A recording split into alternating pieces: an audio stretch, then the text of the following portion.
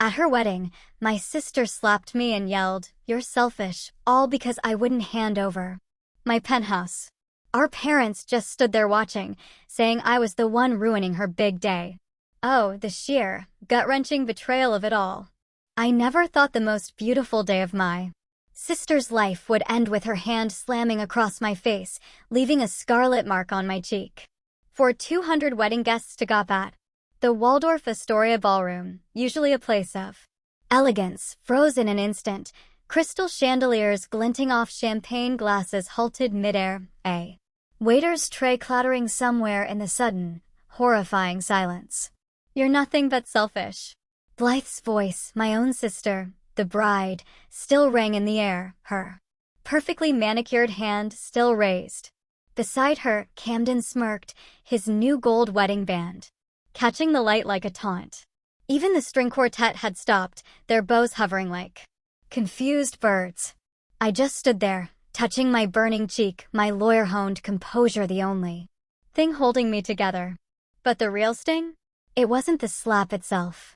It was the crushing weight of everything that had led to that brutal moment just minutes before. It all started by the 5-tiered wedding cake. My father, with that familiar, patronizing tone he reserved just for me, cornered me. "Renata, we need to discuss your penthouse situation." My heart sank. I'd seen this coming for weeks, those thinly veiled comments about Blythe and Camden's house hunt, the pointed remarks about family helping family. I tried to shut it down. "Dad, this isn't the time or place." But it was too late. Then my mother materialized at his elbow, her champagne glass trembling. "After everything we've done for you, Renata, your sister needs that penthouse to start her real family." Real family. The words hit me like ice water. Because, apparently, my single status at 35 made me less real, less worthy of the home I'd literally busted my ass for. 12 years of 100-hour weeks. Sacrificed weekends. That penthouse was the physical manifestation of my struggle. That penthouse, I remember saying, my voice dangerously calm, is the result of my sacrifices. I earned it. My mother let out a brittle laugh. "Sacrifices? We supported you through law school." "Oh, the audacity." "You paid my first semester's tuition," I corrected, a tremor in my voice I fought to suppress. "I worked and took loans for the rest, while also showing up for every single one of Blythe's emergencies." The memories flashed like a toxic highlight reel. My law school graduation, empty seats where my parents should have been because Blythe had another anxiety attack. My first major legal victory. At 27, celebrating alone because they were at Blythe's therapy session. The day I bought my dream Gold Coast penthouse, no one there to share my triumph because Blythe needed help moving into her 3rd apartment that year. "Your sister struggles," Dad said, as if that explained away their blatant favoritism. "You've always been the strong one." And that's when it hit me, the chilling truth I'd ignored for too long. "Strong doesn't mean unlimited," I said, squaring my shoulders. "And this discussion is over." That's when the happy couple themselves swooped in. Blythe, trailing her designer gown, Camden a smug shadow behind her. "They told you," she whined, her voice already hinting at tears. "About the penthouse? I knew you'd understand, Rennie. Camden's firm is restructuring, and the market is so awful." "No," I said. Just one word. The silence that followed was sharp enough to cut. "No." Blythe's perfect makeup couldn't hide the storm brewing in her eyes. But we need it. We're starting a family." "Then start it in a home you can afford," I countered, my voice steady measured. "My answer is no." That's when it happened. Her face contorted, tears threatening to ruin her mascara. "You're nothing but selfish." And then, the crack. The slap echoed, reverberating through the elegant ballroom. Phones materialized like fireflies in the dim light, everyone recording the moment. I heard giggling from Blythe's bridesmaids' table, saw my parents' stony silence, no defense for their eldest daughter. But then, from table 9, Judge Thompson set down his fork with a deliberate clink. And Sarah Williams, the Tribune reporter who'd covered my last big case, was already reaching for her notepad. They'd witnessed everything. My cheek burned, but my hands were steady as I reached for my phone. This wasn't just about a slap.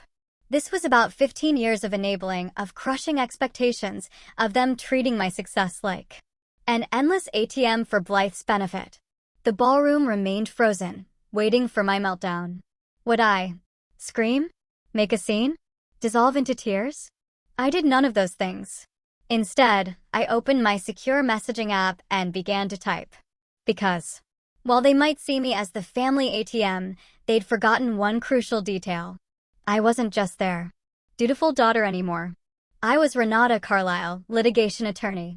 And I'd learned long ago that some battles aren't won with screaming, they're won with documentation, witnesses, and carefully chosen silence. Let them think they'd won this round. The string quartet started playing again, nervous notes filling the awkward silence. Guests returned to their champagne, though their eyes kept darting my way. Blythe's tears, right on cue, had already started, Camden pulling her close as she buried her face in his shoulder.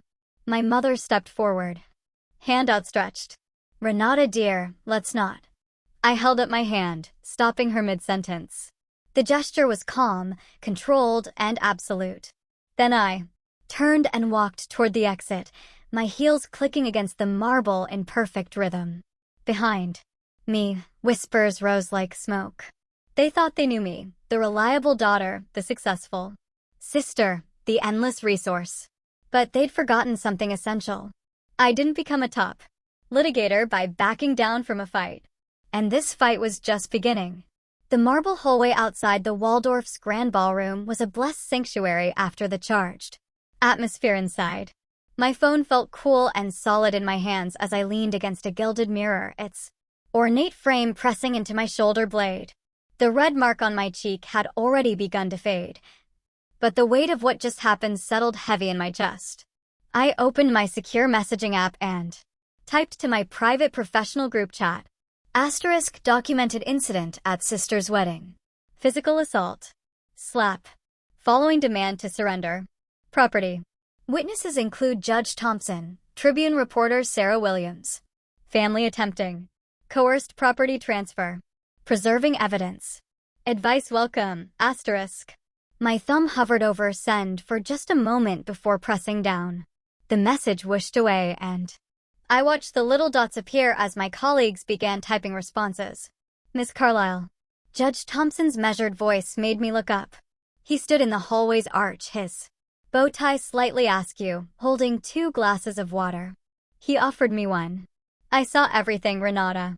His use of my first name, after 15 years of courtroom rapport, carried immense weight. That was assault, plain and simple. And the property demand. He shook his head. You have options. Thank you, Your Honor. I accepted the water, knowing better than to discuss potential legal action with a sitting judge. But his presence, his quiet support, spoke volumes. Renata. Sarah Williams appeared at his elbow, reporter's notepad already in hand. Her sharp eyes took in the scene, the judge, my composed stance, my phone still preserving evidence. This isn't right. What happened in there? It fits a pattern, doesn't it? The question hit closer than she knew. Last year's emergency flashed through my mind, Blythe sobbing over FaceTime about her mounting credit card debt. Our parents emptying $80,000 from their retirement account to cover it.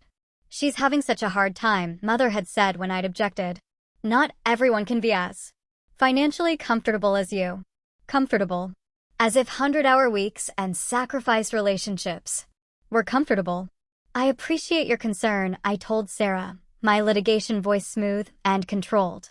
But I'm not ready to make any statements. Not yet. She handed me her business card, expensive cardstock between manicured fingers. Some stories need to be told when you're ready.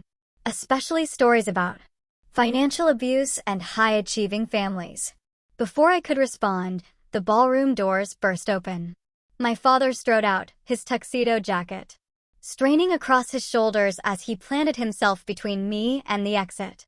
You're ruining your sister's special day. His voice carried that familiar tone of absolute authority. The same one he used when telling me to skip my law school graduation because Blythe needed someone to help her move. Again. I think I said carefully, her special day was ruined when she chose violence over respect. Violence. Blythe appeared behind him, mascara tracking down her cheeks. You've always been jealous of me. Just because you're alone and bitter. That's enough, I said, the words sharp enough to cut glass. My mother materialized next, her social smile firmly in place despite the drama unfolding. Darling, give her the keys or don't come home for Christmas. It's that simple. Simple, like missing my first Supreme Court argument was. Simple because Blythe had another anxiety attack. Like watching them drain their retirement for her. Shopping addiction was simple. My phone buzzed, messages flooding in from my law partners. Michaela's name appeared first. Just. Saw the video. I always knew your family was toxic. Need backup. The hallway felt crowded now. With witnesses and family, truth and lies, past and present colliding in this gilded space. A notification popped up, the first social media post of the slap, already circulating. The timestamp felt like a court exhibit. I'll remember this choice you've made, I told them, my voice steady. All of you. Then I walked away, my heels clicking against the marble like a judge's gavel. Behind me, I heard my mother's intake of breath, my father's frustrated growl, Blythe's theatrical sob. But ahead of me lay the exit, and beyond that, a future where family didn't mean sacrificing everything, where boundaries weren't seen as betrayal, where my success wasn't treated like a community resource to be redistributed at will. My phone kept buzzing with messages of support, colleagues offering legal advice, Judge Thompson's quiet advocacy, Sarah Williams' promise to tell the truth when I was ready. These were the allies I'd earned through years of professional integrity, not the family who saw my strength as an excuse for endless taking. In the Waldorf's elegant lobby, I paused to send one final message to my professional group, proceeding with documentation and strategic response.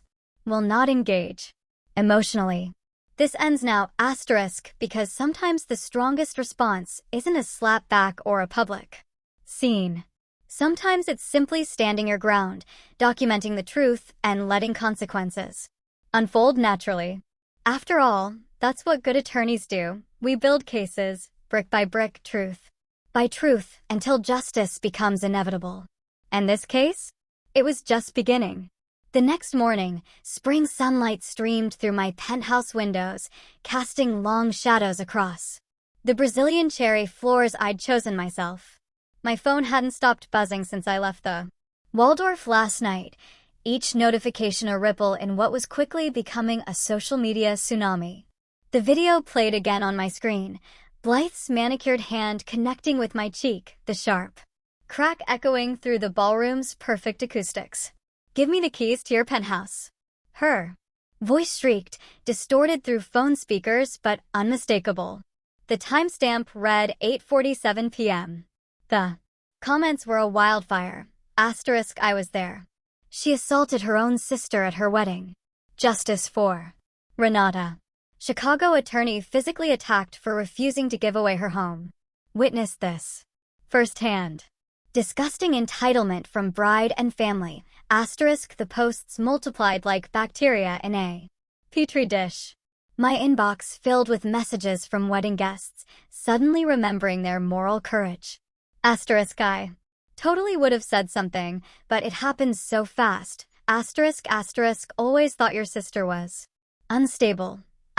Your parents should be ashamed. My voicemail indicator blinked. Blythe's message. Timestamp 3 a.m. How could you embarrass me like this? My wedding day, Renata. You've always been jealous because I actually have someone who loves me. Camden says you planned this whole thing to upstage me. Just wait until Daddy hears. Delete. The email from my parents arrived precisely at 9 a.m., as if maintaining proper business hours might lend authority to their demands. Renata. This situation requires immediate correction. Your sister's special day has been irreparably damaged by your dramatic behavior. We expect you to issue a public statement retracting any implications of wrongdoing and apologizing for the misunderstanding. Family loyalty demands nothing less. Mother and father, asterisk, I closed my laptop, but not before catching the notification that justice for Renata was trending in Chicago legal circles. Monday morning brought the first tremors of consequence. Michaela texted me before my first coffee. Asterisk Blythe's firm put her on administrative leave. Something about conduct unbecoming and viral. Reputational damage. Asterisk an hour later, Camden's broker called. Ethics review pending, apparently. Attacking family members for their property raised red flags in real estate. The country club. President's name appeared on my caller ID. Asterisk Ms. Carlisle, I wanted you to know we've had a difficult conversation with your parents. The board has certain expectations about member conduct. Asterisk my own. Office line lit up continuously. We saw how you handled that situation, potential clients said. We need an attorney with that kind of integrity. Judge Thompson's secretary emailed, asterisk His Honor. Would like to refer the Morrison case to your firm. He specifically requested you as lead counsel, asterisk.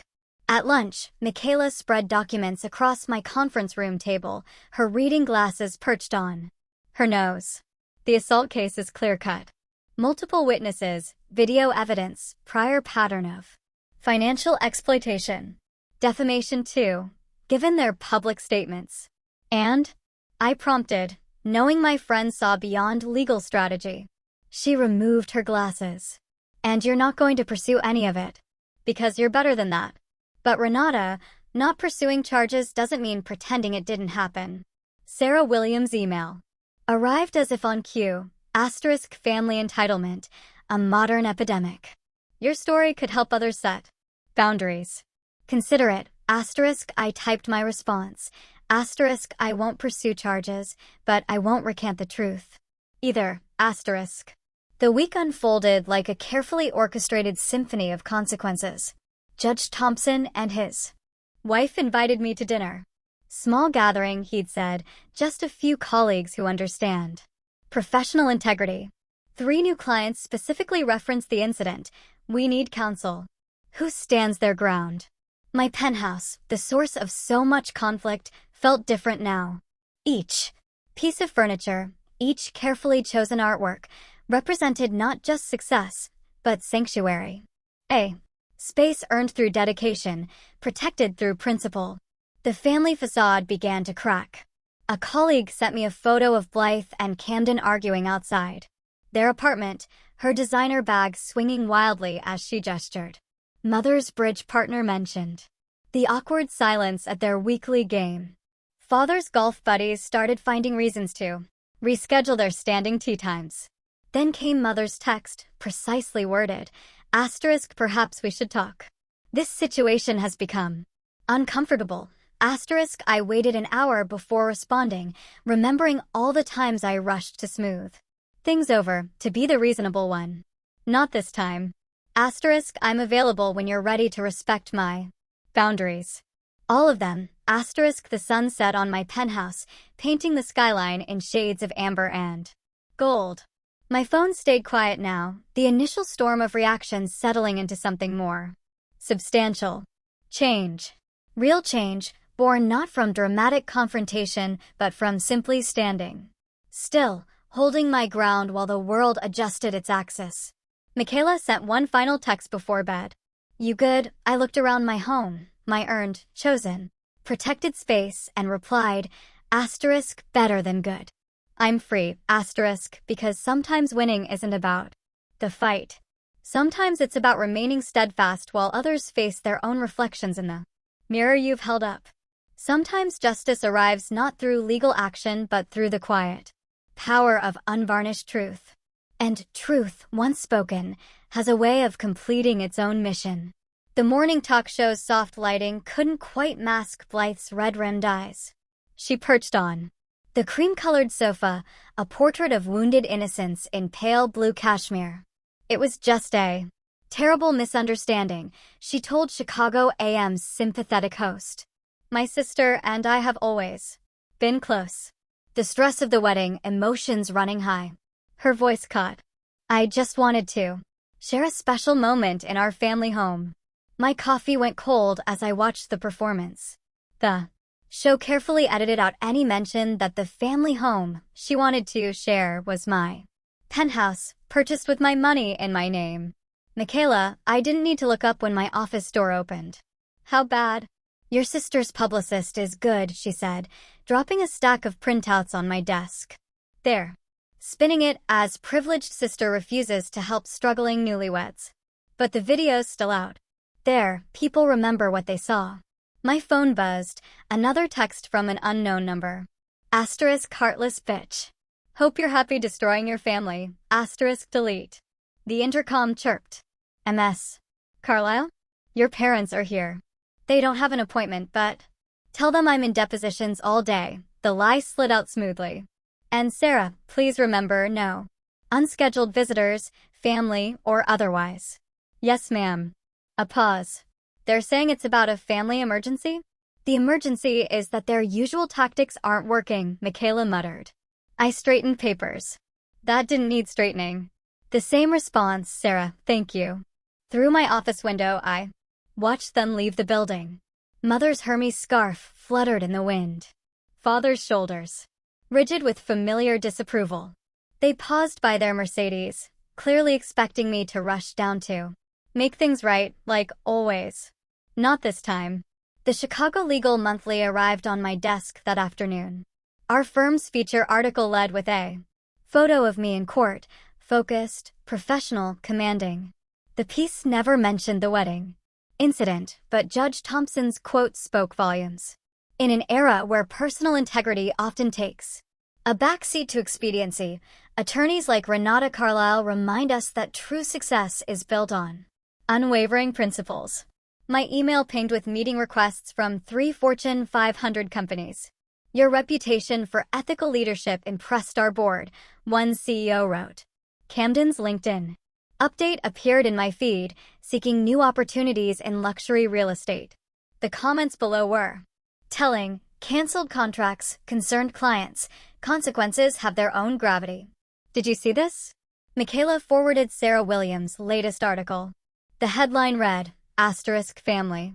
Entitlement in the age of accountability, when because we're family isn't enough. Asterisk I scanned the piece, noting its careful balance. No names, but the message was clear. Boundaries matter. Regardless of blood ties. Mother's text arrived during dinner. Asterisk we found an excellent family therapist. Dr. Harrison has helped many families heal these kinds of rifts. Tuesday at 2, asterisk I set down my fork, considering their chosen therapist, their chosen time, their chosen narrative. The pattern continued. Ren? Blythe's number appeared on my phone. Please, my marriage is falling apart. Camden so angry. If we could just stay in your guest room for a while. No, the word came out soft but absolute. Just until things settle. We wouldn't be in your way. You're never even home. The answer is no, Blythe. Not temporarily. Not partially. Not at all. Why are you being so cold? We're family. Yes, we are, I interrupted, surprising us both with the truth of it. And family should respect boundaries. But I won't set myself on fire to keep you warm. The line went quiet then. That's very rehearsed. Very lawyer-like. It's very honest. And it's final. Later, I drafted my response to Mother's therapy invitation. Asterisk I appreciate the gesture, but I won't attend therapy designed to make me more compliant. When you're ready to discuss mutual respect and genuine boundaries, I know an excellent counselor who specializes in family dynamics. She has no connection to our social circle and no preconceptions about our situation. I'm willing to rebuild bridges, but not at the expense of my self-respect. The choice is yours, asterisk send. My phone stayed silent after that. Through the penthouse windows, Chicago's lights glittered like scattered diamonds. Each one represented a choice. Thousands of people making thousands of decisions about who they are, what they'll accept, how they'll live. Michaela texted. Asterisk speaking at the Women in Law conference next month. They specifically requested you as co-presenter. Topic: professional integrity and personal conflicts. Asterisk I smiled, remembering all the times I thought strength meant fighting. Now I knew better. Sometimes strength is simply standing still, letting the truth do its work while you tend your own garden. I'm in, I replied, watching a plane's lights trace a steady path across the night sky. Like that pilot, I knew my course now. Let the turbulence come. I was my own true north. Le Petit Jardin's soft lighting bathed the private dining room in amber warmth. I'd celebrated countless victories here, making partner, winning impossible cases, closing career-defining deals. The irony wasn't lost on me that my family would choose this space for their final stand. Miss Carlyle, your party has arrived. Antoine murmured, his professional mask slipping just enough to show concern. They're requesting the Bordeaux you usually order for special occasions. Thank you, Antoine. Please hold off on the wine for now. They filed in like actors taking their marks. Mother leading with practiced grace, father's hand at her elbow, Blythe dabbing artfully at her eyes. The surprise was grandmother Carlyle, moving deliberately with her carved mahogany cane. Really, Renata? Mother adjusted her pearls. Making your grandmother come all this way? I didn't make anyone come anywhere, I said, buttering a piece of bread, maintaining the rhythm of my usual Thursday dinner. In fact, I don't recall extending any invitations. Because you're avoiding us. Blythe dropped into the chair across from me, her entrance perfectly timed with Camden's arrival. We had to do something. I took another bite of bread. Wait, sweetheart. Father leaned forward, his CEO voice in full effect. We know you're upset, but this situation has gone far enough. You're hurting the family. The family is hurting itself, grandmother said quietly, easing into her seat. Her eyes met mine, sharp as ever. Mother, please. Father's jaw tightened. We're trying to resolve this reasonably. Camden placed a leather portfolio on the table. I had my friend Jason draw these up. He's brilliant. With real estate law. It's a fair compromise. A compromise implies mutual negotiation, I observed, finishing my bread. Don't be difficult, darling. Mother's smile stretched thin. We've already told the Worthingtons. You're helping Blythe and Camden get established. Everyone's so relieved you're being sensible. My phone buzzed. Michaela's text, asterisk backup documentation, delivered to Judge Thompson's chambers. Green. Light whenever you need it. Asterisk, I dabbed my lips with the napkin, taking in the tableau before me. My family, arranged like a society portrait, waiting for me to fall in line. How many times had I seen this scene? How many times had I yielded? Let me share some documentation of my own. I opened my briefcase, removing a precisely organized folder. First, statements from 12 wedding guests regarding the unauthorized entry attempt. Second, security footage from my building showing 3 subsequent attempts. Third, transcripts of 17 phone calls containing threats and emotional manipulation. Threats? Blythe's voice rose. We were trying to reason with you. The law has very specific definitions of harassment and coercion. I continued methodically. Judge Thompson was particularly interested in the pattern of escalation. You want a Thompson? Father's face reddened. About a family matter? When family matters become legal issues, yes. I met his gaze steadily. Just as Blythe's former employer felt compelled to address her actions when they affected their professional reputation. The color drained from Blythe's face. What do you mean, former employer? The termination letter should arrive tomorrow, I said calmly. Your public attempts to manipulate the situation violated several ethics clauses. I turned to Camden. Similarly, the real estate commission found your recent behavior concerning enough to warrant a 6-month probation. You vindictive bitch. Camden half rose, but father's hand clamped his shoulder. And the club? Mother whispered, her fingers white around her water glass. The board made their own decision after reviewing the facts. I merely provided documentation when. You've ruined everything. Blythe shoved back her chair, mascara tracking down her cheeks. "We're your family. You were supposed to help us." I tried. The words came softly, weighted with years of trying. I offered career guidance, professional connections, emotional support, but it was never enough, was it? You wanted the rewards without the work, the success without the sacrifice. Sacrifice. Father's laugh was bitter. "We always knew you'd use your success against us. Your mother and I sacrificed everything." "What exactly did you sacrifice, Lorraine?" Grandmother's voice cut through the tension. "Your daughter worked 3 jobs through law school. She built her practice while you focused on country club committees. Arthur, you refused to co-sign her first apartment lease because it might impact your credit. You gave her every advantage? No. You gave her expectations. Renata gave herself determination. There's a difference." I stood, gathering my things with practiced efficiency. "My door remains open when you're ready to. Respect who I am. Not who you need me to be, not who you wish I was. Who I am." "Renata," Blythe's voice cracked. "Please." "I do love you," I said, echoing our last conversation. "But love without respect isn't love at all. It's just another form of control." The evening air carried the first hint of autumn when I stepped outside. Antoine appeared with my coat, his quiet bonsoir carrying a note of approval. My phone lit up with grandmother's text. "*You did well, child. Some bridges need burning so better ones can be built." Behind me I heard Blythe's sobs, mother's protests, father's angry commands. But they sounded distant now, like echoes from another life. Ahead, the city stretched out, full of possibilities built on truth rather than obligation. I flagged down a taxi, giving my office address. There was a brief to finish, justice to be served. In measured words and careful arguments. The work sustained me, as it always has. Some might call it cold justice, this careful documentation of consequences. But true justice isn't about temperature. It's about balance, about restoration, about making space for something real to grow from the ashes of comfortable lies. The taxi pulled away from the curb, leaving my family's carefully constructed reality crumbling in my wake. Sometimes love looks like walking away.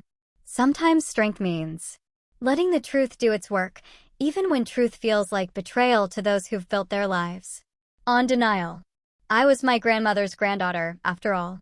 Some lessons skip a generation to find their true heir. Spring sunlight streamed through the floor-to-ceiling windows of my penthouse, catching on the new art pieces I'd carefully selected. Gone were mother's insisted upon pastels and Blythe's scattered attempts at bohemian chic. The space breathed now, clean lines and rich textures reflecting the person I've always been beneath the careful compromise. "The transformation is remarkable," Judge Thompson observed, accepting a glass of wine from his wife, Helen. "Though I must say, the host remains the most improved element." "Robert." Helen chided gently, but she was smiling. "Though he's right, Renata, you seem lighter." The dinner party flowed around my expansive dining table, a handcrafted piece that replaced the family heirloom I finally returned to my parents' keeping. Michaela caught my eye from where she was, describing her latest case to Sarah Williams, whose series on family financial boundaries earned her the Midwest Journalism Award last month. "Speaking of lighter," Sarah said, "have you seen the photos from your parents' estate sale? The country club set is buzzing about their downsizing journey." "I haven't. I arranged the last place setting, each element precise." Grandmother mentioned they found a condo that suits their new circumstances. The unspoken truth hung in the air. Their circumstances changed dramatically after covering Blythe's mounting debts. Camden's real estate license suspension led to their separation 3 months ago. Last I heard, she'd moved back home, still insisting the world owed her better. "Your grandmother's quite something," Helen said warmly, the way she stood up at the bar. "Association dinner last week to introduce you." "My granddaughter," the attorney, Michaela quoted, mimicking grandmother's proud tone. "Simple, elegant, true."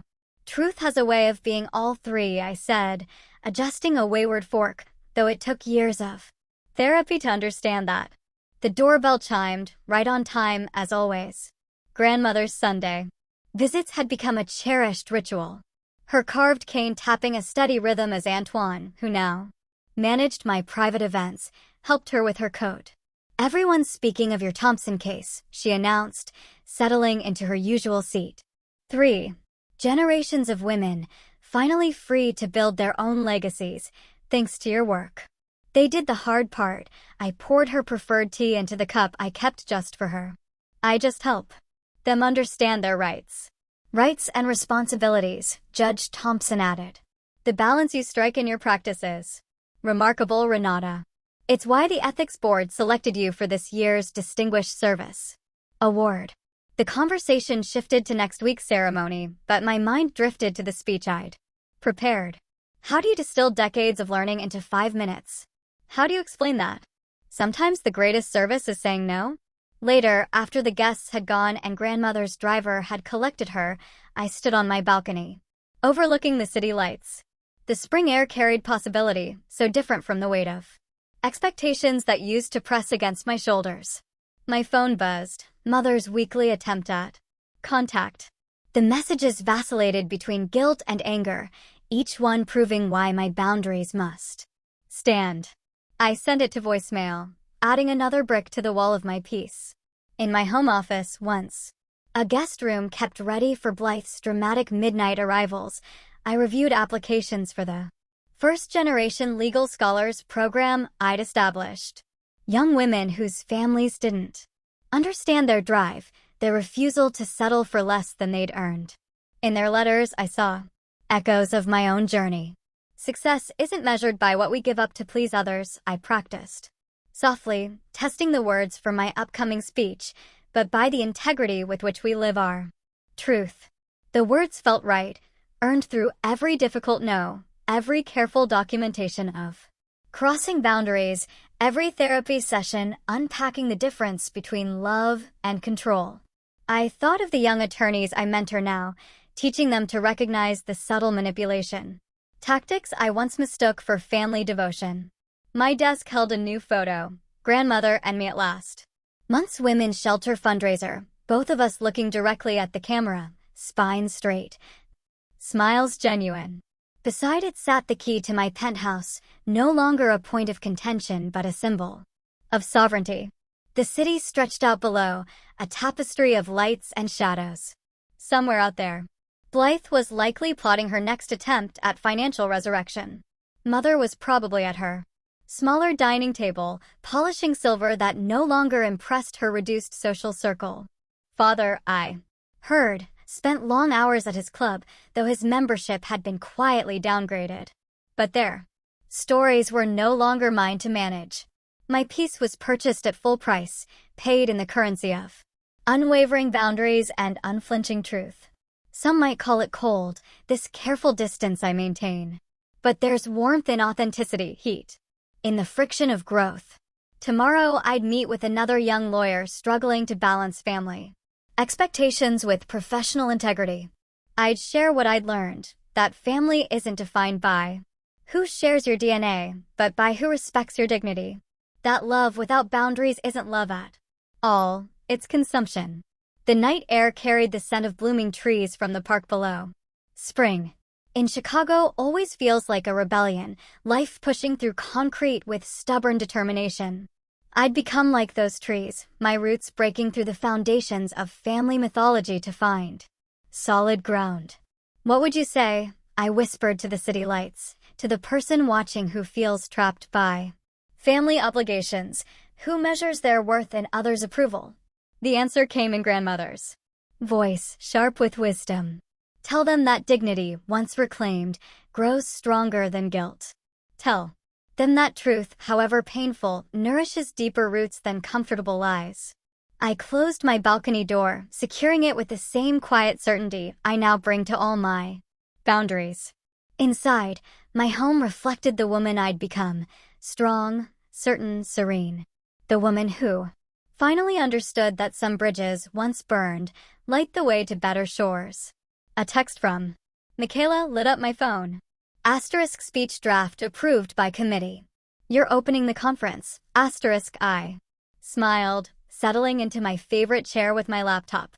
There was work to do, justice to dispense, boundaries to maintain. The path forward was clear now, marked not by family expectations, but by the steady light of self-respect. Some might call it a lonely path, this choice to prioritize truth over tradition, respect over relation. But as I looked around my peaceful home, filled with the evidence of authentic achievement and genuine connections, I knew better. This isn't loneliness, this is sovereignty. And it was worth every difficult step of the journey.